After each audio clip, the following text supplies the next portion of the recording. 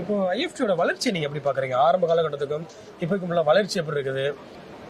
பொதுவாக ஐஎஃப்டி அது கடந்து வந்த பாதை என்பது மிக நீண்ட தூர பாதை. அது எங்களுக்கு முன்னாடி இருக்கக்கூடிய பல்வேறு அதனுடைய மூத்த நிர்வாகிகள்லாம் பெரும் சிரமங்களுக்கு மத்தியில் தான் ஐஎஃப்டி வளர்த்தி இருக்கிறாங்க.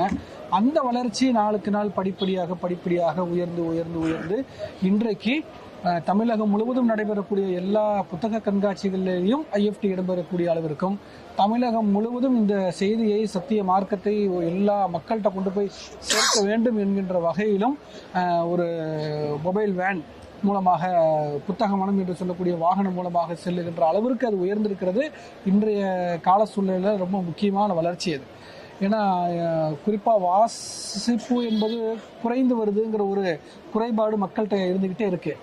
ஆனால் என்னுடைய பார்வையில் அப்படி இல்லை. மக்கள்கிட்ட வாசிக்கும் குறைபாடெல்லாம் இல்லவே இல்லை.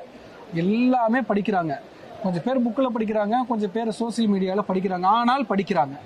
படிக்கும் ஆர்வம் எல்லாத்துக்கிட்டையும் இருந்துகிட்டே தான் இருக்கு, படிக்கிறாங்க. அப்போ அந்த மாதிரியான சூழ்நிலையில ஐஎஃப்டி அந்தந்த காலகட்டத்துக்கு தகுந்த மாதிரியாக தன்னுடைய எழுத்தை மக்கள்கிட்ட கொண்டு போய் சேர்ப்பதற்கு நான் சொன்ன மாதிரி புத்தக கண்காட்சிகள் மூலமாக, புத்தக வாகனங்கள் மூலமாக, ஆடியோ வீடியோ கேசட்டுகள் மூலமாக, இப்போ பார்த்தீங்கன்னா இபப் மாதிரியான, மேகசின் மாதிரியான விஷயங்கள் எல்லாம் தன்னுடைய ஆன்லைன்லேயே நீங்கள் என்ன செய்யலாம், பர்ச்சேஸ் பண்ண முடியும். ஆன்லைன்லேயே நீங்கள் படிக்கவும் முடியும். அந்த மாதிரியான கால ஓட்டத்துக்கு தகுந்த மாதிரியான அப்டேட்ல இன்னைக்கு ஐஎஃப்டி வந்துகிட்டு இருக்கு. இன்னும் அடுத்தடுத்து வரக்கூடிய காலகட்டத்திற்கு காலம் எப்படி எல்லாம் மாறுகிறதோ அந்த மாற்றங்களுக்கு உட்பட்ட வகையில ஐஎஃப்டியும் சிறப்பாக போயிட்டு இருக்கு.